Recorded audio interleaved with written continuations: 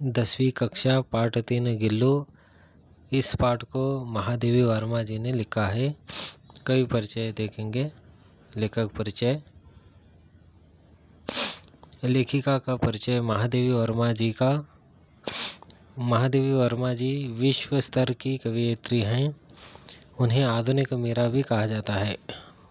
महादेवी वर्मा जी को आधुनिक मीरा भी कहा जाता है। उनका जन्म 24 मार्च 1907 को ಫರೂಖಾಬಾದ್ में हुआ। ಇವರ ಜನ್ಮ 24 ಮಾರ್ಚ್ 1907ರಲ್ಲಿ ಫರೂಖಾಬಾದಲ್ಲಿ ಆಯಿತು। ಇವರಿಗೆ ಆಧುನಿಕ ಮೀರಾ ಅಂತಲೂ ಕರೆಯಲಾಗುತ್ತದೆ। उनके पिता गोविंद प्रसाद वर्मा और माता ಹೇಮಾರಾಣಿ थी। ಇವರ ತಂದೆ ಗೋವಿಂದ ಪ್ರಸಾದ ಮತ್ತು ಇವರ ತಾಯಿ ಹೇಮಾರಾಣಿ। उन्होंने प्रयाग के विश्वविद्यालय से संस्कृत में MA उपाधि प्राप्त कर प्रयाग के महिला विद्यापीठ में प्रधान अध्यापिका का पद संभाला। ಇವರು ಪ್ರಯಾಗ ವಿಶ್ವವಿದ್ಯಾಲಯದಲ್ಲಿ ಸಂಸ್ಕೃತದಲ್ಲಿ MA ಪದವಿಯನ್ನು ಪಡೆದು ಪ್ರಯಾಗ ಮಹಿಳಾ ವಿದ್ಯಾಪೀಠದಲ್ಲಿ ಇವರು ಪ್ರಧಾನಾಚಾರ್ಯ ಹುದ್ದೆಯನ್ನು ಅಲಂಕರಿಸಿದರು। महादेवी वर्मा जी ने गद्य और पद्य दोनों की रचना की। ಇವರು ಪದ್ಯ ಮತ್ತು ಗದ್ಯ ಎರಡೂ ರಚನೆ ಮಾಡಿದರು। ಇನ್ಕಿ ಪ್ರಮುಖ ರಚನಾಯೇ ಅಂದರೆ ಇವರು ಯಾವ್ಯಾವ ಕವಿತೆಗಳು ಏನೇನು ರಚನೆ ಮಾಡಿದ್ರಪ್ಪ ಅಂದರೆ ಯಾಮ, ಸಾಂಧ್ಯಗೀತ, ದೀಪಶಿಖಾ, ನೀರಜ, निहार, अतीत के चलचित्र, स्मृति की रेखाएं, पथ के साथी, मेरा परिवार, श्रृंखला की कड़ियाँ आदि ಇವರು ಇವೆಲ್ಲ ರಚನೆಗಳು ಮಾಡಿದರು। महादेवी वर्मा जी को शेक्सपियर, मंगल प्रसाद द्विवेदी पदक आदि उनके पुरस्कार हैं। ಇವರಿಗೆ ಕೊಟ್ಟ ಪುರಸ್ಕಾರಗಳು ಯಾವ್ಯಾವ ಅಂದರೆ ಶೇಕ್ಸ್ಪಿಯರ್, ಮಂಗಲ್ ಪ್ರಸಾದ್, ದ್ವಿವೇದಿಯ ಪದಕ ಇವುಗಳು ಇವರಿಗೆ ಲಭಿಸಿದ ಪ್ರಶಸ್ತಿಗಳು। ಉನ್ಕಿ ಯಾಮ ಕೆ ಲಿಯೇ ಜ್ಞಾನಪೀಠ ಪುರಸ್ಕಾರ ಪ್ರಾಪ್ತ है। ಇವರು ಬರೆದಿರುವ ಯಾಮ ಎಂಬ ಕೃತಿಗೆ ಇವರಿಗೆ ಜ್ಞಾನಪೀಠ ಪ್ರಶಸ್ತಿಯನ್ನು ಸಿಕ್ಕಿದೆ। ಹಿಂದಿಯಲ್ಲಿ ಟೋಟಲ್ 11 ಮಂದಿಗೆ ಜ್ಞಾನಪೀಠ ಪ್ರಶಸ್ತಿ ಕೊಡಲಾಗಿದೆ।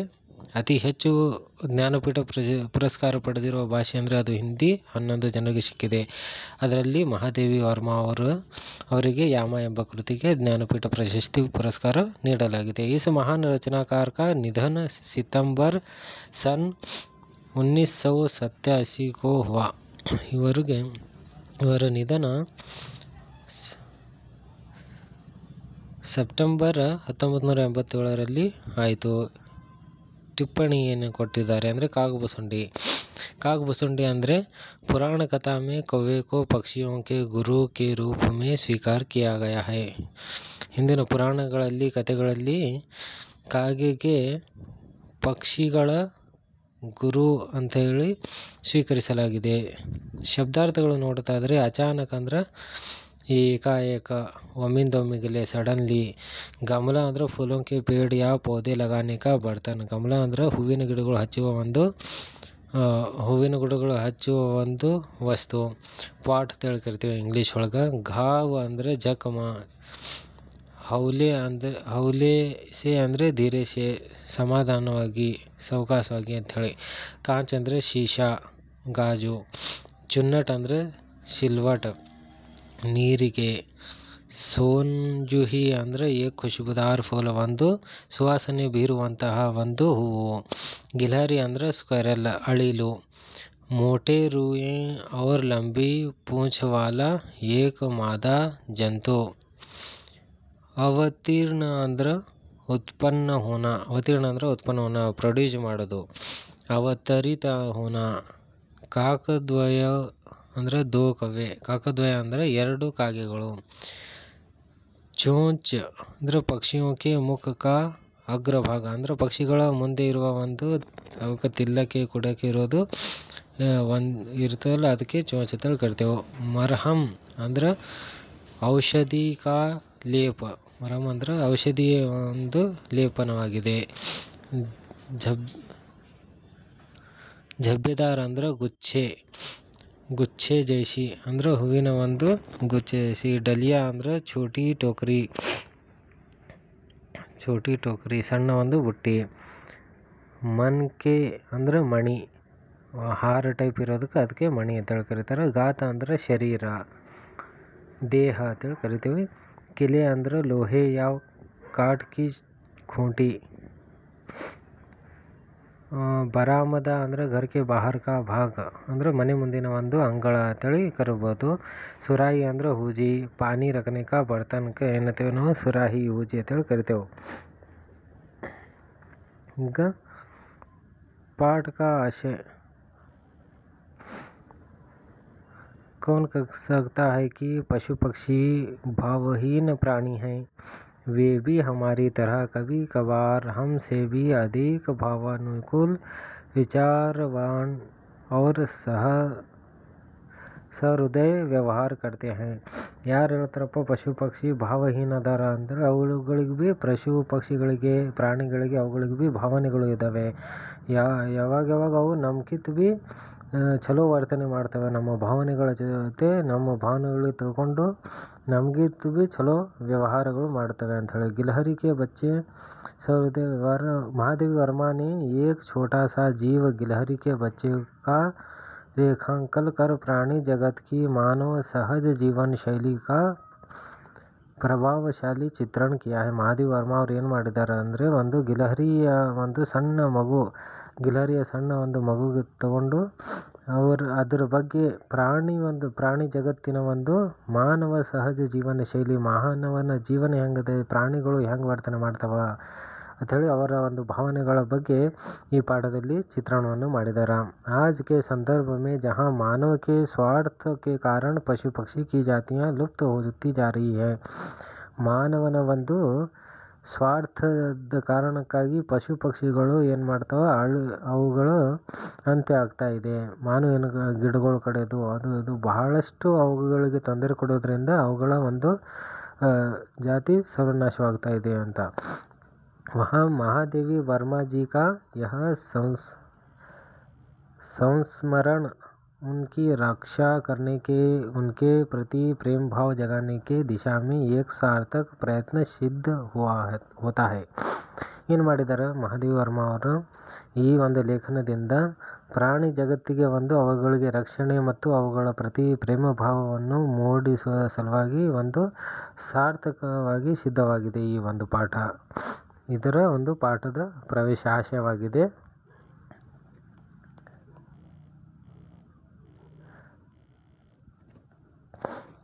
पाठ गिल्लू. इस पाठ से स्नेह भाव तथा प्राणी दया की सीख मिलती है. ಇದರಲ್ಲಿ ಪ್ರಾಣಿಗಳ ಮೇಲೆ ದಯೆಯನ್ನು ತೋರಿಸುವುದರ ಒಂದು ಶಿಕ್ಷಣ ಈ ಪಾಠದಲ್ಲಿ ತಿಳಿದು ಬರ್ತಾ ಇದೆ. पशु पक्षियों के स्वभाव और उनकी जीवन शैली के साथ साथ उनके प्रति महादेवी वर्मा के प्रेम से बच्चे परिचित होते हैं. ಇಲ್ಲಿ ಮಕ್ಕಳು ಪಶು ಪಕ್ಷಿಗಳ ಒಂದು ಸ್ವಭಾವ, ಅವುಗಳ ಒಂದು ಭಾವನೆಗಳು ಮತ್ತು ಅವುಗಳ ಒಂದು ಜೀವನ ಶೈಲಿ ಹೇಗಿದೆ ಎನ್ನುವ ಬಗ್ಗೆ ತಿಳಿದುಕೊಳ್ಳುತ್ತಾ ಅದರ ಜೊತೆಗೆ ಮಹಾದೇವಿ ವರ್ಮಾ ಅವರ ಒಂದು ಪ್ರೀತಿ ಮತ್ತು ಆ ಪ್ರೀತಿಯಿಂದ ಇಲ್ಲಿ ಮಕ್ಕಳು ಕಲಿತಾ ಇದ್ದಾರೆ. ಅವರ ಒಂದು ಪ್ರೀತಿಯನ್ನು ಇಲ್ಲಿ ಪರಿಚಯವಾಗುತ್ತದೆ. अचानक एक दिन सवेरे कमरे से बरामदे में आकर मैंने देखा 2 कौवे एक गमले के चारों ओर चोंचों से छुआछुआल जैसा खेल रहे हैं. ಏನು ಮಾಡಿದ್ರು ಇವರು ಮಹಾದೇವಿ ವರ್ಮಾ ಅವರು ಒಂದಿನ ಅಚಾನಕ್ ಆಗಿ ಕೋಣೆಯಿಂದ ಹೊರಗಡೆ ಬಂದು, ಬರಾಮದೆ ಅಂದರೆ ಅಂಗಳದಲ್ಲಿ ಬಂದು ನೋಡಿದ್ರು. ಅಲ್ಲಿ 2 ಕಾಗೆಗಳು ಏನು ಮಾಡ್ತಾಯಿದ್ವು, ಆ ಗಮಲೆಯೊಳಗೆ ಚಾರೋ ಓರ್ ಅಂದರೆ 4 ಕಡೆಯಿಂದ ಚೋಂಚೋ ಸೆ छुआछुआल ಜೈಸಾ ಖೇಲ್ ರೈತೆ. ಅದು ಆ ಅಳಿಲಿನ ಒಂದು ಇದು ಬಿದ್ದಿತ್ತು, ಅದರೊಳಗೆ ಅದು ತಿನ್ನೋಕ್ಕೆ ಪ್ರಯತ್ನ ಮಾಡ್ತಾಯಿದ್ವು. यह कागभूषुंडी भी विचित्र पक्षी है, एक साथ समाधारित, अनाಧಾರಿತ, ಅತಿ ಸಮ್ಮಾನಿತ, ಅತಿ ಅವಮಾನಿತ. ಇದು ಒಂದು ಕಾಗಭೂಷುಂಡಿ ಅಂದರೆ ಕಾಗೆ. ಇದು ಒಂದು ವಿಚಿತ್ರ ಪಕ್ಷಿಯಾಗಿದೆ. ಇದು ಒಮ್ಮೆ ಸಮ್ಮಾನಿತವಾಗುತ್ತದೆ, ಒಮ್ಮೆ ಅನಾದರ ಮಾಡ್ತಾರೆ ಇದಕ್ಕೆ. ಇದು ಅತಿ ಒಂದು ಸಮ್ಮಾನಿತದಿಂದ ಭೀ ನೋಡ್ತಾರೆ ಮತ್ತು ಅತಿ ಅವಮಾನಿತದಿಂದ. ಅಂದರೆ ಯಾರಾದರೂ ಒಂದು ತೀರ್ಕೊಂಡಾಕರೆ ಇದರ ಕಾಗೆಗಳು ಬಂದು ಅದರ ಅನ್ನವನ್ನು ತಿಂದು ಹೋದಾಕರೆ ಅವರಿಗೆ ಮುಕ್ತಿ ಸಿಗ್ತದೆ ಎಂಬ ಒಂದು ಪುರಾಣಗಳಲ್ಲಿ ಇರುವಂತಹ ಒಂದು ಇದೆ. ಇದರಲ್ಲಿ ಅದು ಅವಾಗ ಅವರಿಗೆ ಭಾಳ ಒಂದು ಸಮ್ಮಾನವನ್ನು ಕೊಡ್ತಾರೆ ಕಾಗೆಗಳಿಗೆ. ಒಮ್ಮೊಮ್ಮೆ ಅವಕ್ಕೆ ಭಾಳ ಅವಮಾನಿತವಾಗಿ ನೋಡುತ್ತಾರೆ ಮತ್ತು ಅನಾದರದಿಂದ ನೋಡ್ತಾರೆ ಅನ್ನೋದು ಇದು ಒಂದು ವಿಚಿತ್ರ ಪಕ್ಷಿಗಳು ಇದೆ ಅಂಥೇಳಿ ಇಲ್ಲಿ ಮಹಾದೇವ ವರ್ಮ ಅವರು ಹೇಳ್ತಾ ಇದ್ದಾರೆ. ಹಮಾರೆ ಬೇಚಾರೆ ಪುರಖೆ ನ ಗರುಡ್ ಕೆ ರೂಪ್ ಮೇ ಆ ಸಕ್ತೆ ಹೈ ನ ಮಯೂರ್ ಕೆ ನ ಹಂಸ್ ಕೆ. ಇವರೇನು ಹೇಳ್ತಾ ಇದ್ದಾರೆ, ನಮ್ಮ ಪುರಖೆ ಅಂದರೆ ಪೂರ್ವಜರು ಗರುಡನ ರೂಪದಲ್ಲಿ, ನವಿಲಿನ ರೂಪದಲ್ಲಿ, ಹಂಸದ ರೂಪದಲ್ಲಿ ಬರೋಕ್ಕೆ ಸಾಧ್ಯವಿಲ್ಲ. ಉನ್ಹೇ ಪಿತರ್ ಪಕ್ಷ ಮೇ हमसे कुछ पाने के लिए काग बनकर ही ಅವತೀರ್ಣ ಹೋना पड़ता है. ಅವ್ರು ಏನು ಮಾಡ್ತಾರೆ, ನಮ್ಮ ಪೂರ್ವಜರು ಏನಾದರೂ ನಮ್ಮಿಂದ ಏನಾದರೂ ಒಂದು ತೆಗೆದುಕೊಳ್ಳೋಕ್ಕೆ ಅವಕ್ಕೆ ಕಾಗೆಯ ರೂಪದಲ್ಲೇ ಬರಬೇಕಾಗ್ತದೆ ಅಂತ ಹೇಳಕತ್ತಾರೆ. ಇತನಾ ಹಿ ನಹಿ ಹಮಾರೆ दूरस्थ प्रियजनों को भी अपने आने का मधुर संदेश इनके कर्कश स्वर में ही देना पड़ता है. ಅವರ ಒಂದು ಪ್ರಿಯ ಯಾರು ಇರ್ತಾರಲ್ಲ ಅವರು ಬರಬೇಕಾದ್ರೆ ಇವುಗಳ ಒಂದು ಕಾಗೆಯ ಒಂದು ಕರ್ಕಶ ಶಬ್ದದಲ್ಲಿಯೇ ಹೇಳಬೇಕಾಗುತ್ತದೆ ಅಂತೇಳಿ ಹೇಳಕತ್ತಾರೆ ಇವರು. दूसरी ओर हम कौवा और काऊ काऊ करने को अवमानना ಕೆ ಅರ್ಥ ಮೇ ಹಿ ಪ್ರಯುಕ್ತ ಕರ್ತೆ ಹೈ. ಅವಕ್ಕೆ ಕಾಗೆಗಳಿಗೆ ಏನು ಮಾಡ್ತಾರೆ, ಕಾವು ಕಾನು ಅದ್ರ ಸ್ವರ ಯಾಕಡೆದಪ್ಪ ಅಂತೇಳಿ ಅವಮಾನದಿಂದ ಮಾಡಿ ಅವಮಾನದ ಒಂದು ಅರ್ಥವನ್ನು ಅಲ್ಲಿ ಪ್ರಯುಕ್ತ ಮಾಡ್ತೀವಿ ಅಂತೇಳಿ. ಮೇರೆ ಕಾಗ್ ಪುರಾಣ ಕೆ ವಿವೇಚನ್ ಮೇ ಅಚಾನಕ್ ಬಾಧಾ ಆ ಗಯಿ. ಏನೈತಿ ಇಲ್ಲಿ ಮಹಾದೇವ ವರ್ಮ ಅವರು ಕಾಗ್ ಪುರಾಣದ ಒಂದು ಅಚಾನಕ್ ಇವರು ವಿವೇಚನೆ ಒಳಗೆ बाधा आ पड़ी क्योंकि गमले और दीवार की संधि में छिपे एक छोटे से जीव पर मेरी दृष्टि रुक गई. ಆ ಒಂದು ಗಮಲೆ ಮತ್ತು ದಿವಾರ್ ಅಂದ್ರೆ ಆ ಹೂವಿನ ಒಂದು ಇದು ಇಡೋದು ಬುಟ್ಟಿ ಮತ್ತು ಆ ಒಂದು ಗೋಡೆಯ ನಡುವೆ ಒಂದು ಸ್ವಲ್ಪ ಜಾಗ ಇತ್ತು. ಅಲ್ಲಿ ಅವರ ಒಂದು ಕಣ್ಣಿನ ನೆದುರು ಬಿತ್ತು, ದೃಷ್ಟಿ ಬಿತ್ತು. ಅಲ್ಲಿ ನಿಕಟ ಜಾಕರ್ ದೇಖಾ, ಸಮೀಪ ಹೋಗಿ ನೋಡ್ತಾರ. ಗಿಲ್ಹರಿ ಕಾ ಏಕ್ ಛೋಟಾ ಸಾ ಬಚ್ಚಾ ಹೈ. ಏನಿತ್ತು ಅಲ್ಲಿ ಅಳಿಲಿನ ಒಂದು ಸಣ್ಣ ಮರಿ ಇತ್ತು.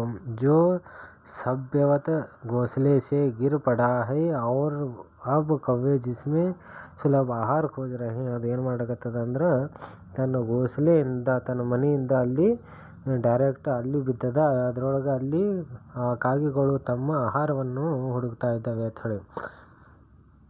काकोद्दय की चोंचों के 2 घाव उस लघु प्राण के लिए बहुत थे. ಆ ಎರಡೂ ಕಾಗೆಗಳು ಏನು ಮಾಡ್ತಾವ ಅಂದ್ರೆ ಅದಕ್ಕೆ ಚೋಂಚಿನಿಂದ ಅದರ ಒಂದು ತಿಲ್ಲಕ್ಕೆ ಏನು ಪ್ರಯತ್ನ ಮಾಡಿರ್ತಾವ, ಅದು ಹಾವು ಏನು ಅದಕ್ಕೆ ಹತ್ತಿರ್ತದಲ್ಲ ಅದು ಲಘು ಪ್ರಾಣ ಅದಕ್ಕೆ ಭಾಳ ಇತ್ತು. ಅದೇ ಅಂತ ವಹ ನಿಶ್ಚೇಷ್ಟ ಸಾ ಗಮಲೆ ಸೇ ಚಿಪಕ್ ಪಡಾ ಥಾ. ಅದು ಏನು ಮಾಡ್ತದೆ, ಹೂವಿನ ಬುಟ್ಟಿಗೆ ಒಂದು ಹತ್ಕೊಂಡು ಅಲ್ಲೇ ಬಿದ್ದಿತ್ತು.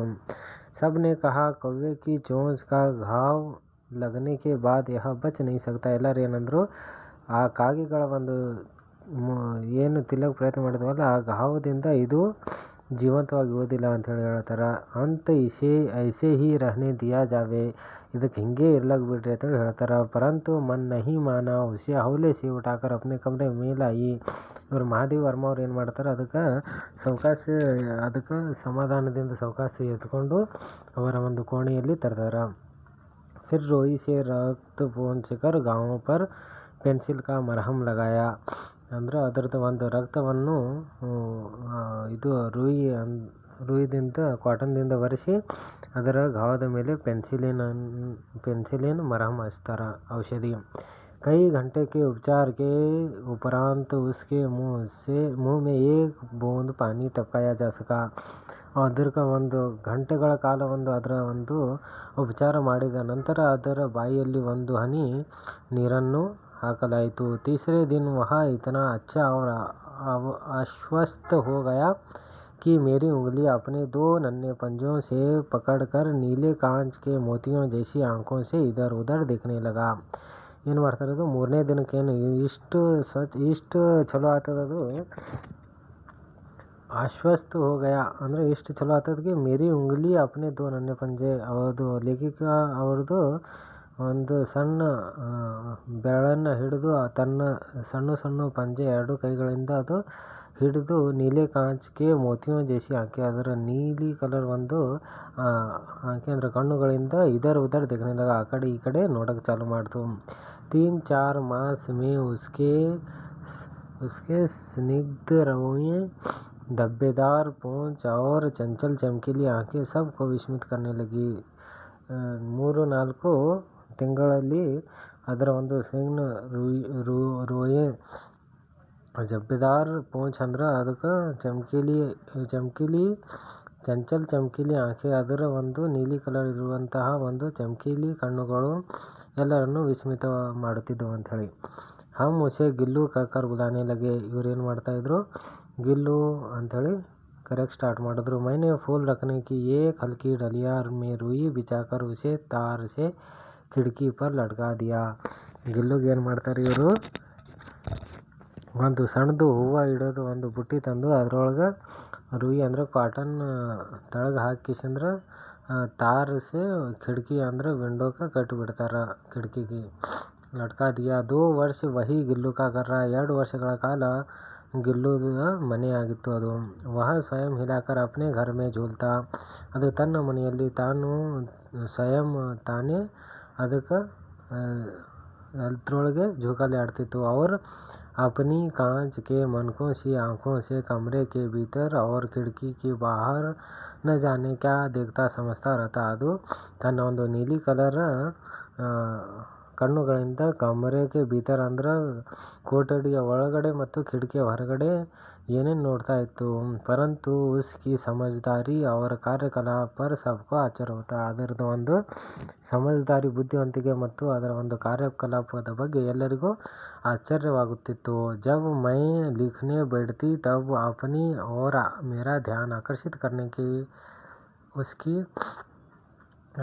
करने की उसे इतनी तीव्र इच्छा होती थी कि उसने एक अच्छा उपाय खोज निकाला. ಅವರು ಲೇಖಕ ಅವರು ಯಾವಾಗ ಬರೆಯಕ್ಕೆ ಕುಂಡಿರ್ತಿದ್ರು ಆವಾಗ ಅದು ತನ್ನ ಕಡೆ ಅವರ ಧ್ಯಾನವನ್ನು ಆಕರ್ಷಿಸುವ ಸಲುವಾಗಿ ಏನು ಪ್ರಯತ್ನ ಮಾಡ್ತೀವಿ, ಅಚ್ಚ ಉಪಾಯ ಅಂದರೆ ಒಂದು ಉಪಾಯವನ್ನು ಹುಡುಕಿತು. ಏನು ಅಂದರೆ वह मेरे पैर तक आकर सर से पर्दे पर चढ़ जाता और फिर उसी तेजी से उतरता. ಅಂದ್ರೆ ಅದು ಲೇಖಕ ಅವರ ಕಾಲಿನ ಬಳಿ ಬಂದು ಸರ್ಸೆ ಪರ್ದೆ ಪರ ಅಂದ್ರೆ ಸ್ಪೀಡ್ಲಿ ಅವರ ಒಂದು ತಲೆ ಮೇಲಿಂದ ಪರ್ದೆ ಮೇಲೆ ಹೋಗುತ್ತಿತ್ತು ಮತ್ತು ಅದೇ ಒಂದು ರಭಸದಿಂದ ಓಟದಿಂದ ಮತ್ತೆ ತೆಳಗಡೆ ಬರ್ತಿತ್ತು. ಉಸ್ಕಾ ಯಹ ದೌಡ್ನೆ ಕಾ ಕ್ರಮ ತಬ್ ತಕ್ ಚಲ್ತಾ ಜಬ್ ತಕ್ ಮೈ ಉಸೆ ಪಕಡ್ನೆ ಕೆ ಲಿಯೆ ನ ಉಡ್ತಿ. ಅದು ಲೇಖಕ ಅವರು ಯಾವಾಗ ಅದಕ್ಕೆ ಹಿಡಿಯೋಕೆ ಬರ್ತಿದ್ದಿಲ್ಲ ಅಷ್ಟರತನ ಅದರದ್ದು ಒಂದು ಕಾರ್ಯಕಲಾಪ ಹೀಗೆ ಚಾಲು ಇರ್ತಿತ್ತು. कभी मैं गिल्लू को पकड़कर एक लंबे लिफाफे में इस प्रकार रख देती कि उसके अगले 2 पंजों और सिर के अतिरिक्त सारा लघु गाद लिफाफे के भीतर बंद रहता. ಇವರು ಲೇಖಕ ಅವ್ರು ಏನು ಮಾಡ್ತಾಯಿದ್ರು ಅಂದ್ರೆ ಗಲ್ಲುಗೆ ಏನು ಮಾಡ್ತಾಯಿದ್ರು, ಹಿಡಿದು ಲಿಫಾಫೆ ಒಳಗೆ ಹಿಂಗೆ ಇಡ್ತಾಯಿದ್ರು. ಹೆಂಗಂದ್ರೆ ಅದ್ರದ್ದು 2 ಮುಂದಿನ 2 ಪಂಜು ಅಂದರೆ ಮುಂದಿನ 2 ಕೈಗಳು ಮತ್ತು ತಲೆ ಬಿಟ್ಟು ಅತಿರಿಕ್ತ ಭಾಗ, ದೇಹದ ಎಲ್ಲ ಅತಿರಿಕ್ತ ಭಾಗ ಲಿಫಾಫೆ ಒಳಗಡೆನೆ ಬಂದ್ ಆಗಿಬಿಡ್ತಿತ್ತು. इस अद्भुत स्थिति में कभी कभी घंटों मेज पर दीवार के सहारे खड़ा रहकर वह अपनी चमकीली आंखों से मेरा ಕಾರ್ಯಕಲಾಪ देखा करता. ಅಂದರೆ ಅದು ಈ ಸಂದರ್ಭದಲ್ಲಿ ಏನು ಮಾಡ್ತಾಯಿತ್ತು ಅಂದ್ರೆ ಗಂಟೆಗಳ ಕಾಲ ಮೇಜ್ ಪರ್ ದೀವಾರ್ ಕೆ ಸಹಾರೆ ಅಂದ್ರೆ ಅದು ಅಲ್ಲೇ ಮೇಜ್ ಅಂದ್ರೆ ಟೇಬಲ್ ಕುರ್ಚಿ ಮೇಲೆ ಅಲ್ಲೇ ಅದರ ಸಹಾರೆ ಅಲ್ಲೇ ನಿಂತುಕೊಂಡು ಚಮಕೀಲಿ ಆಂಖೋಂಸೆ ಅಂದರೆ ತನ್ನ ನೀಲಿ ಕಣ್ಣುಗಳಿಂದ ಲೇಖಕ ಅವರ ಕಾರ್ಯಕಲಾಪವನ್ನು ನೋಡುತ್ತಿತ್ತು. ಭೂಕ್ ಲಗನೆ ಪರ್ ಚಿಕ್ ಚಿಕ್ ಕರ್ಕೆ ಮಾನೋ ವಹ ಮುಜೆ ಸೂಚನಾ ದೇತಾ. ಅದಕ್ಕೆ ಹಸಿವಾದ ಕಾರಣ ಚಿಕ್ ಚಿಕ್ ಅಂತ ಹೇಳಿ ಅದು ಲೇಖಕ ಅವರಿಗೆ ಹಸುವಾಗ್ಯದ ಅಂತ ಹೇಳಿ ಸೂಚನೆಯನ್ನು ಕೊಡ್ತಾ ಇತ್ತು. और काजू या बिस्कुट मिल जाने पर उसी स्थिति में लिफाफे से बाहर वाले पंजों से पकड़कर उसे कुतरता रहता. ಏನು ಮಾಡ್ತಿತ್ತು, ಕಾಜು ಮತ್ತು ಬಿಸ್ಕಿಟ್ ಸಿಕ್ತು ಅಂದಮೇಲೆ ಅದಕ್ಕೆ ತಿಂದು ಅದು ಲಿಫಾಫೆ बाहर वाले पंजों से पकड़कर उसे कुतरता रहता. फिर गिल्लू के जीवन का प्रथम वसंत आया. ಗಿಲ್ಲುದ ಜೀವನದ ಒಂದು ವಸಂತ ಋತು ಒಂದು ಪ್ರಥಮ. बाहर की गिलहरियाँ खिड़की की जाली के पास आकर ಚಿಕ್ ಚಿಕ್ करके न जाने क्या कहने लगी. ಹೊರಗಿನ ಒಂದು ಅಳಿಲುಗಳು ಬಂದು ಕಿಟಕಿ ಹತ್ರ ನಿಂತು ಚಿಕ್ ಚಿಕ್ ಅಂತೇಳಿ ಅದಕ್ಕೆ ಏನು ಸಂದೇಶ ಕೊಡ್ತಾ ಇದ್ದು ಗೊತ್ತಿಲ್ಲ ಅಂತೇಳಿ ಹೇಳ್ತಾರೆ. गिल्लू को जाली के पास बैठकर अपने पन से बाहर झांकने देख कर मुझे लगा कि इसे मुक्त करना आवश्यक है. ಅದರದೊಂದು ಪ್ರಥಮ ಋತು ವಸಂತ ಋತು ಬಂದಕರ ಹೊರಗಿನ ಅಳಿಲುಗಳು ಬಂದು ಅಲ್ಲಿ ಚಿಕ್ಕ ಚಿಕ್ಕ ಅಂತೇಳಿ ವಿಂಡೋ ಹತ್ರ ಕರೆಯಕತ್ತು. ಇದು ನಜಾನೆ ಅವರಿಗೆ ಏನು ಸಂದೇಶವನ್ನು ಕೊಡ್ತಾ ಇದ್ವು ಅಂತೇಳಿ ಲೇಖಕ ಅವರು ಹೇಳ್ತಾ ಇದ್ದಾರೆ. गिल्लू को जाली के पास बैठकर अपने पन से बाहर झांकते देखकर ಅದು ಹೊರಗಡೆ ನೋಡ್ತಾ ಇದ್ದುದನ್ನು ನೋಡಿ ಲೇಖಕ ಅವರಿಗೆ ಅನ್ನಿಸ್ತು ಇದಕ್ಕೆ ಮುಕ್ತ ಮಾಡಬೇಕು ಅಂಥೇಳಿ ಅನ್ನಿಸ್ತು. मैंने कीले निकाल कर जाली का एक कोना खोल दिया. ಇವರು ಅದರದ ಒಂದು ಕಿಲೆ ತೆಗೆದು ಕಿಸಿಂದ್ರ ಅದಕ್ಕೆ ಒಂದು ಭಾಗ ಓಪನ್ ಮಾಡಿದ್ರು. इस मार्ग से गिल्लू ने बाहर जाने पर ಸಚ್ಮುಚ್ ಹಿ ಮುಕ್ತಿ ಕಿ ಸಾನ್ಸ್ ಲಿ. ಅದು ಹೊರಗಡೆ ಹೋಗಿಸಿಂದ್ರ ಮುಕ್ತವಾಗಿಬಿಡ್ತು.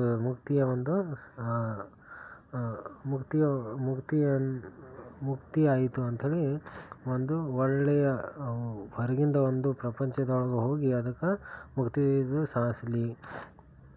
इतने छोटे जीव को घर में पले कुत्ते बिल्लियों से बचाना भी एक समस्या ही था. ಅಂದ್ರೆ ನಾಯಿ ಮತ್ತು ಬೆಕ್ಕುಗಳ ಕಾಟದಿಂದ ಅದಕ್ಕೆ ರಕ್ಷಣೆ ಮಾಡುವುದು ಒಂದು ಸಮಸ್ಯೆ ಆಗಿತ್ತು. मेरे कमरे से बाहर जाने पर वह भी खिड़की की खुली जाली की राह बाहर चला जाता और दिन भर गिलहरियों के झुंड का नेता बना. हर डाल पर उछलता कूदता रहता और ठीक 4 बजे वह खिड़की से भीतर आकर अपने झूले में झूलने लगता है. ಏನು ಮಾಡಿತ್ತು ಲೇಖಕ ಅವರು ಕಿಲೆ ತೆಗೆದು ಬಿಟ್ಟಕರ ಅದು ಅದು ಏನು ಮಾಡ್ತದೆ ಕಮ್ರೆ ಸೆ ಬಾಹರ್ ಜಾನೆ ಪರ್ ವಹ ಖಿಡ್ಕಿ ಕಿ ಖುಲಿ ಜಾಲಿ ಅಂದ್ರೆ ಅಲ್ಲಿದಿಂದ ಹೋಗಿ ಕಿಸಿಂದ್ರ ಖುಲ್ಲಾ ಜಾಗದಿಂದ ಹೋಗಿ ಕಿಸಿಂದ್ರ ಬಾಹರ್ ಚಲಾ ಜಾತ ಅವ್ರ ದಿನ ಬರ್ ಗಿಲಹರಿಯೋಂ ಕೆ ಝುಂಡ್ ಕಾ ನೇತಾ ಬನಾ रहता. ಅಳಿಲುಗಳ ಒಂದು ಲೀಡರ್ ಆಗಿ ಇರ್ತಿತ್ತು ಚಂತನ. ಮತ್ತು 4 ಗಂಟೆಗೆ ಉಚಲ್ತಾ ಹರ್ ಡಾಲಿ ಪರ್ ಅಂದರೆ ಎಲ್ಲ ರೆಂಬೆ ಮತ್ತು ಕೊಂಬೆಗಳಿಗೆ उछलता कूदता रहता और ठीक 4 बजे खिड़की से भीतर आकर अपने झूले में झूलने लगता. 4 ಗಂಟೆ ಆದ ಕೂಡಲೇ ಒಳಗಡೆ ಕೋಟೆ ಒಳಗಡೆ ಬಂದು ತನ್ನ झूले ಒಳಗೆ झूलना स्टार्ट करता. ಅದು ಬಂದು मुझे चौंकाने की इच्छा उसमें न जाने कब और कैसे उत्पन्न हो गई. ಅದು ಲೇಖಿಕಾಗೆ ಚೌಕಾನೆ ಅಂದ್ರೆ ಅದು ಅವರಿಗೆ ಅಂಜಿಸೋದು ಯಾವಾಗ ಅದಕ್ಕೆ ರೂಢಿ ಯಾವಾಗ ಬಿದ್ದಿತ್ತು ಗೊತ್ತಿಲ್ಲ ಅಂತೇಳಿ ಹೇಳ್ತಾರೆ. ಕಭಿ फूलदान के फूलों में छिप जाता, कभी पर्दे की चुन्नट में और कभी सोनजूई की पत्तियों में.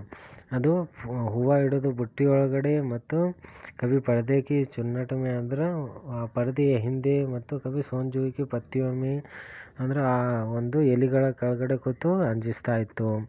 मेरे पास बहुत से पशु पक्षियाँ हैं और उनका मुझसे लगाव भी कम नहीं है. ಏನು ಮಾಡ್ತಾರೆ ಲೇಖಕ ಅವ್ರು ಏನು ಹೇಳ್ತಾ ಇದ್ದಾರೆ, ಪಶು ಪಕ್ಷಿಗಳು ಭಾಳಷ್ಟು ಇವೆ, ಉನ್ಕಾ ಮುझसे लगाव भी कम नहीं है, ಅದರಿಂದ लगाव भी ಭಾಳ ಇದೆ, ಪ್ರೀತಿ भी ಭಾಳ ಇದೆ. परंतु उनमें से किसी को मेरे साथ मेरे थाली में खाने की हिम्मत हुई है ऐसा मुझे स्मरण नहीं आता. ಇಷ್ಟೆಲ್ಲ ಇದ್ದರೂ ಅವು ನನ್ನ ಥಾಲಿ ಒಳಗೆ ನನ್ನ ಪ್ಲೇಟ್ ಒಳಗೆ ಊಟ ಮಾಡೋದು ಅದಕ್ಕೆ ಹಿಮ್ಮತ್ತು ಆಗಿಲ್ಲ, ಇಂಥದ್ದು ಆಗಿದ್ದು ನನಗೆ ಸ್ಮರಣೆಯೂ ಇಲ್ಲ ಅಂತೇಳಿ ಹೇಳ್ತಾ ಇದ್ದಾರೆ. ಗಿಲ್ಲು ಇನ್ಮೆ ಅಪವಾದ ಥಾ, ಗಿಲ್ಲು ಇದರಲ್ಲಿ ಸ್ಪೆಷಲ್ ಇತ್ತು ಅಂಥೇಳಿ. ಮೈ ಜೈಸೆ ಹಿ ಖಾನೆ ಕೆ ಕಮರೆ ಮೇ ಪಹುಂಚತಿ ವಹ ಖಿಡ್ಕಿ ಸೆ ನಿಕಲ್ ಕರ್ ಆಂಗನ್ ಕಿ ದೀವಾರ್ ಬರಾಮದ ಪಾರ್ ಕರ್ಕೆ ಮೇಜ್ ಪರ್ ಪਹੁಂಚ ಜಾತ. ಅದು ಊಟದ ಒಂದು ಟೇಬಲ್ ಒಳಗೆ ಡಿನ್ನರ್ ಟೇಬಲ್ ಮ್ಯಾಗ ಬಂದು ಬಿಡ್ತಿತ್ತು. ಒಮ್ಮೆಗೆ ದಿವಾರ ಬರಾಮದ ಎಲ್ಲ ಪಾರು ಮಾಡಿಕೊಂಡು ಅಲ್ಲಿಗೆ ಊಟದ ಡಿನ್ನರ್ ಟೇಬಲ್ ಮ್ಯಾಗ ಬಂದು ಕೂತು ಬಿಡ್ತಿತ್ತು. ಅವ್ರ ಮೇರಿ ಥಾಲಿ ಮೇ बैठ जाना चाहता ಅಂದ್ರೆ ಅವ್ರ ಲೇಖಿಕ ಅವರ ಪ್ಲೇಟ್ ಒಳಗೆ ಊಟ ಮಾಡಬೇಕು ಅಂಥೇಳಿ ಕೊಂಡಿರ್ತಿತ್ತು. ಬಡಿ ಕಠಿನಾಯಿ ಸೆ मैंने उसे थाली के पास बैठकर खाना सिखाया. ಇವರೇನು ಅದು ಪ್ಲೇಟ್ ಮಗ್ಗಲ್ಕೆ ಕೊಂಡಿರೋದು ಬಡಿ ಕಠಿಣದಿಂದ ಅದಕ್ಕೆ ಕಲಿಸಿದ್ರು. ಜहाँ बैठकर वह मेरे थाली में से एक एक चावल उठाकर बड़ी सफाई से खाता रहता. ಅದು ಸೈಡಿಗೆ ಕುಂತು ಒಂದೊಂದು ಅಕ್ಕಿಯ ಕಾಳುಗಳು ತಗೊಂಡು ಅನ್ನದ ಕಾಳುಗಳು ತಗೊಂಡು ಒಂದೊಂದು ಭಾಳ ಒಂದು ಸ್ವಚ್ಛ साफದಿಂದ ತಿಂತಾಯಿತ್ತು। काजू उसका प्रिय खाद्य था और कई दिन काजू न मिलने पर वह अन्य खाने की चीज़ों या तो लेना बंद कर देता था या झूले से नीचे फेंक देता था। ಅದು ಏನು ಮಾಡ್ತಿತ್ತು, ಕಾಜು ಸಿಗಲಿಲ್ಲ ಅಂದರೆ ಬೇರೆ ಆಹಾರದ ಪದಾರ್ಥಗಳು ಕೊಟ್ಟರೆ ಅದು ತಿಂತಿತ್ತಿಲ್ಲ, ಇಲ್ಲಕಂದ್ರೆ ಅದಕ್ಕೆ झूले से बाहर ಹೊರಗಡೆ ಒಕಾಡ್ತಾ ಇತ್ತು। उसी बीच मुझे मोटर दुर्घटना में आहट होकर कुछ दिन अस्पताल में रहना पड़ा। ಇವರ ಲೇಖಿಕಾ ಅದೇ ಒಂದು ದಿವಸದೊಳಗೆ ಲೇಖಿಕಾ ಅವರಿಗೆ एक्सीडेंट आगी ಅವರಿಗೆ अस्पताल ಒಳಗೆ ಇರಬೇಕಾಯಿತು। उस दिनों जब मेरे कमरे का दरवाज़ा खोल न जाता, गिल्लू अपने झूले से उतरकर दौड़ता और फिर किसी दूसरे को देखकर तेज़ी से अपने गमले में जा बैठता। ಆವಾಗ ಅವರ ಲೇಖಿಕಾ ಅವರ ಕೊಠಡಿ ಓಪನ್ ಮಾಡಿದ ತಕ್ಷಣ ಅದು ತನ್ನ ಒಂದು ಝೂಲೆದಿಂದ ಹೊರಗಡೆ ಬಂದು ನೋಡ್ತಿತ್ತು, ಬೇರೆಯವರಿಗೆ ನೋಡ್ಕಿಸ್ಕೊಂಡು ಮತ್ತೆ ಅಲ್ಲೇ ಹೋಗಿ ಹೊರಡ್ತಾ ಇತ್ತು। सब उसे काजू दे जाते परंतु अस्पताल से लौटकर जब मैंने उसके झूले की सफाई की तो उसमें काजू भरे मिले, जिनसे ज्ञात होता था कि वह उन दिनों अपने प्रिय खाद्य कितना कम खाता रहा। ಅಂದ್ರೆ ಅದಕ್ಕೆ ಆ ಕಾಜುಗಳಿಗೆ ನೋಡಿ ಲೇಖಿಕ ಅವ್ರಿಗೆ ಗೊತ್ತಾಯಿತು, ನನಗೆ ಆರಾಮ ಇಲ್ಲದಾರ ಅದು ಎಷ್ಟು ಕಡಿಮೆ ಕಾಜುಗಳು ತಿಂದದ ಅನ್ನೋದು। मेरी अस्वस्थता में वह तकिए पर सिरहाने बैठ कर अपने नन्हे पंजों से मेरे सिर और बालों को हौले सहलाता रहता। ಅಂದ್ರೆ ಅವರಿಗೆ ಒಂದು ಆರಾಮಿರ್ಲಾರ್ದಕ್ಕಾರ, ಲೇಖಿಕ ಅವರಿಗೆ ಆರಾಮಿರ್ಲಾರ್ದಕ್ಕಾರ ಅವರ ಒಂದು ತಕಿಯ ಸಿರಹಾನೆ ಅಂದ್ರೆ ಅವರ ಮಕ್ಕೊಂಡ್ರೆ ಅಲ್ಲಿ ತಕಿಯದ ಮಗಲ್ಗೆ ಕೂತು ಅದರ ಒಂದು ಸಣ್ಣ ಕೈಗಳಿಂದ ಪಂಜೋದಿಂದ ಅವರ ಒಂದು ತಲೆ ಮೇಲೆ ಕೈ ಆಡಿಸ್ಕೊತ ಕೊಂಡಿರ್ತಾ ಇತ್ತು। गर्मियों में जब मैं दोपहर में काम करती रहती तो गिल्लू ने बाहर जाता, न अपने झूले में बैठता। ಅವರು ಸಮ್ಮರ್ ಸೀಸನ್ ಒಳಗೆ ಕೆಲಸ ಮಾಡಕ್ಕಾರ ಗಿಲ್ಲು ಹೊರಗೂ ಹೋಗ್ತಾ ಇರಲಿಲ್ಲ ಮತ್ತು झूले ಒಳಗೆ भी ಕುಂಡಿರ್ತಾ ಇರಲಿಲ್ಲ। वह मेरे पास रखी सुराही पर लेट जाता और इस प्रकार समीप भी रहता और ठंडक में भी रहता। ಅದು ಒಂದು ನೀರು ಇಡೋದು ಏನು ವಸ್ತು ಇತ್ತು, ಸುರಾಯಿ, ಅಲ್ಲಿ ಕುಂಡಿರ್ತಾ ಇತ್ತು, ಅಲ್ಲೇ ठंडक भी ಇರ್ತಿತ್ತು ಮತ್ತು ಲೇಖಿಕಾ ಅವರ ಸಮೀಪ भी ಇರ್ತಿತ್ತು। गिलहरी के जीवन की अवधि 2 वर्ष से अधिक नहीं होती। ಗಿಲಹರಿ ಅಳಿಲಿನ ಒಂದು ಜೀವಿತಾವಧಿ 2 ವರ್ಷಕ್ಕಿಂತ ಅಧಿಕವಾಗಿರಲಿಲ್ಲ, ಅಟ್ಟೆ 2 ವರ್ಷ ಇರ್ತದೆ ಅಂತ। ಗಿಲ್ಲು ಕಿ ಜೀವನ ಯಾತ್ರಾ ಕಾ ಅಂತ ಆಹಿ ಗಯಾ, ಅದರ ಒಂದು ಅಂತಿಮ ದಿವಸಗಳು ಬಂದೇ ಬಿಟ್ಟಿತು। ದಿನ ಭರ್ ಉಸ್ನೆ ನ ಕುಚ್ ಖಾಯಾ ನ ವಹ ಬಾಹರ್ ಗಯಾ, ಅದು ಏನೂ ತಿನ್ನಲಿಲ್ಲ ಮತ್ತು ಹೊರಗೂ ಹೋಗಲಿಲ್ಲ। पंजे इतने ठंडे हो रहे थे कि मैंने जाकर हीटर जलाया और उसे उष्णता देने का प्रयत्न किया। ಅದರ ಒಂದು ಕೈಗಳು ಬಾಡಿ ಏನಾಯಿತು, ठंडक ಅಂದರೆ ठंड ಆಲಕತ್ತು, ಅದಕ್ಕೆ ಏನು ಮಾಡ್ತಾರೆ ಅವರು ಹೀಟರನ್ನು ಹಚ್ತಾರೆ ಮತ್ತು ಉಷ್ಣತಾ ದೇನೆಕ ಪ್ರಯತ್ನ किया, ಅದಕ್ಕೆ ಉಷ್ಣವನ್ನು ಕೊಡೋಕೆ ಗರಂ ಮಾಡೋಕ್ಕೆ ಪ್ರಯತ್ನ ಮಾಡ್ತಾರೆ। परंतु प्रभात की प्रथम किरण के साथ ही वह चिर निद्रा में सो गया। ಅಂದರೆ ಮುಂಜಾನೆ ಮಾರ್ನಿಂಗ್ ಟೈಮ್ನಾಗ ಸೂರ್ಯನ ಪ್ರಥಮ ಕಿರಣ ಬೀಳ್ತಾ ಇದ್ದಂಗೆ ಅದು ಚಿರ ನಿದ್ರಾ ಮೇ ಸೋ ಗಯಾ ಅಂದರೆ ಅಂತಿಮ ಸಾಸ್ಲಿ, ಅದು ಲಾಸ್ಟ್ ಒಂದು ಉಸಿರನ್ನು ತೆಗೆದುಕೊಂಡಿತು। ಉಸ್ಕಾ ಝೂಲಾ ಉತಾರ್ ಕರ್ ರಖ್ ದಿಯಾ ಗಯಾ ಹೈ, ಅದರ ಒಂದು ಝೂಲಾ ತೆಗೆದು ಇಡಲಾಗಿದೆ। ಖಿಡ್ಕಿ ಕಿ ಜಾಲಿ ಬಂದ್ ಕರ್ ದಿ ಗई है, खिड़की ಒಂದು ಜಾಲಿ ಬಂದ್ ಮಾಡಲಾಗಿದೆ। परंतु गिलहरियों की नई पीढ़ी जाली के उस पार चीख करती ही रहती है और सोंजी खिलती ही रहती है। ಏನು ಮಾಡಕತ್ತಾರೆ, ಅದರದ್ದು ಒಂದು ಝೂಲಾ ತೆಗೆದಿಡಲಾಗಿದೆ, ಕಿಟಕಿದು ಜಾಲಿ भी ಬಂದ್ ಮಾಡಲಾಗಿದೆ। ಪರಂತು ಅದರ ಒಂದು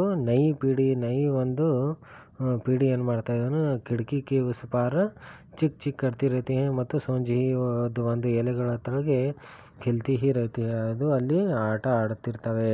ಸೋಂಜುಹಿ ಕಿ ಲತಾ ಕೆ ನೀಚೆ ಗಿಲ್ಲು ಕಿ ಸಮಾಧಿ ಹೈ, ಅದರ ಕೆಳಗಡೆನೆ ಸೋಂಜುಹಿ ಎಲೆಗಳ ಕೆಳಗಡೆನೆ ಅಲ್ಲೇ ಗಿಲ್ಲುದ ಅಳಿಲಿನ ಒಂದು ಸಮಾಧಿ ಮಾಡಲಾಗಿದೆ। इसलिए भी कि उसे वह लता सबसे अधिक प्रिय थी, ಯಾಕಂದರೆ ಅದರ ಒಂದು ಎಲೆಗಳ ಒಂದು ಲತಾ ಅದಕ್ಕೆ ಬಹಳ ಪ್ರಿಯವಾಗಿತ್ತು. इसलिए भी कि उस लघु गात का किसी वासंती दिन जूही के पीताब छोटे फूल के रूप में खिल जाने का विश्वास मुझे संतोष देता है. ವಸಂತ ಋತುವಿನಲ್ಲಿ ಏನು ಮಾಡ್ತಾ ಇದೆ ಅಂದರೆ ಅದು ಪೀತಾಬ್ ಛೋಟೆ ಫೂಲ್ ರೂಪ್ ಮೇ ಖಿಲ್ ಜಾನೆ ಅಂದರೆ ಅದು ಹೂವು ಬಿಡಗರ ಇವರಿಗೆ ವಿಶ್ವಾಸ ಮತ್ತು ಸಂತೋಷವನ್ನು ಲೇಖಿಕ ಅವರಿಗೆ ಕೊಡ್ತದೆ ಅಂತೇಳಿ ಅಲ್ಲಿ ಅದರ ಸಮಾಧಿಯನ್ನು ಸೋಂಜುವಿಕೆ ಲತಾಕೆ ನೀಚೆ ಅಲ್ಲೇ ಮಾಡಲಾಗಿದೆ ಅಂಥೇಳಿ ಒಂದು ಪಶು ಪಕ್ಷಿಗಳ ಒಂದು ಭಾವನೆಗಳನ್ನು ಈ ಪಾಠದಲ್ಲಿ ವ್ಯಕ್ತ ಮಾಡಲಾಗಿದೆ. ಇದು ಚಾಪ್ಟರ್ ಕಂಪ್ಲೀಟೆಡ್. ಇದರದ್ದು ಒಂದು ಕ್ವೆಶನ್ ಆನ್ಸರ್ ನೋಡೋದಾದರೆ, लेखिका ने कव्वे को क्यों ವಿಚಿತ್ರ ಪಕ್ಷಿ ಕಹಾ ಹೈ, ಯಾಕಂದರೆ ಅವು ಅತಿ ಸಮ್ಮಾನಿತ, ಅತಿ ಅವಮಾನಿತ ಮತ್ತು ಅನಾದರಿತ ಮತ್ತು ಅತಿ ಸಮ್ಮಾನಿತ ಆಗ್ತವೆ ಅಂಥೇಳಿ. गिलहरी का बच्चा कहाँ पड़ा था, गमले और दीवार के बीच पड़ा था. लेखिका ने गिल्लू के घाव पर क्या लगाया, पेंसिल का मरहम लगाया. वर्मा जी गिलहरी को किस नाम से बुलाती थी, गिल्लू नाम से बुलाती थी. गिलहरी का लघु गात किसके भीतर बंद रहता, लिफाफे के भीतर बंद रहता. गिलहरी का प्रिय खाद्य काजू था. लेखिका को किस कारण से अस्पताल में रहना पड़ा, मोटर दुर्घटना के कारण अस्पताल में रहना पड़ा. गिलहरी गर्मी के दिनों में कहाँ लेट जाता था, सुराही पर लेट जाता था. गिलहरी की जीवनावधि सामान्यतः 2 वर्ष होती है. गिलहरी की समाधि कहाँ बनी हुई है, सोनजुई की लता के नीचे बनी हुई है. यह डैश भी विचित्र पक्षी है, काकभुसुंडी भी विचित्र पक्षी है. उसी बीच मुझे डैश में आहत होकर कुछ दिन अस्पताल में रहना पड़ा, मोटर दुर्घटना में आहत होकर. गिल्लू के जीवन का प्रथम वसंत आया. मेरे पास बहुत से पशु पक्षियाँ हैं. गिल्लू की डैश का अंत आ ही गया, जीवन का अंत आ ही गया.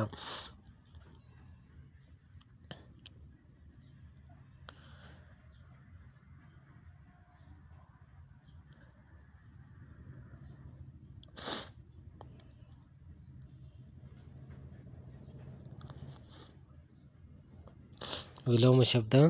ನಿಕಟ ಅಂದ್ರೆ ದೂರ, ದಿನ ಅಂದ್ರೆ ದಿನ, ರಾತ, ಭೀತರ, ಬಾಹರ, ಚಢನ, ಉತರನ, ವಿಶ್ವಾಸ, ಅವಿಶ್ವಾಸ, ಪ್ರಿಯ, ಅಪ್ರಿಯ, ಸಂತೋಷ, ಅಸಂತೋಷ, ಸ್ವಸ್ಥ, ಅಸ್ವಸ್ಥ, ಬಲವಾನ, ಬಲಹೀನ, ಬುದ್ಧಿಮಾನ, ಅದರದ್ದು ವಿರುದ್ಧಾರ್ಥಕ ಶಕ್ತಿಮಾನ, ದುರ್ಬಲ, ದಯಾವಾನ, ನಿರ್ದಯವಾನ, ಉತ್ತೀರ್ಣ, ಅನುತ್ತೀರ್ಣ, ಉಪಯೋಗ, ದುರುಪಯೋಗ, ಉಪಸ್ಥಿತಿ, ಅನುಪಸ್ಥಿತಿ, ಉಚಿತ, ಅನುಚಿತ, ಈಮಾನ, ಬೇಯಿಮಾನ, ಹೋಶ, ಖಬರ, ಬೇಖಬರ, ಚೈನ, ಬೇಚೈನ, ಧನ, ನಿರ್ಧನ, ಜನ, ನಿರ್ಜನ, ಬಲ, ನಿರ್ಬಲ, ಗುಣ, ನಿರ್ಗುಣ.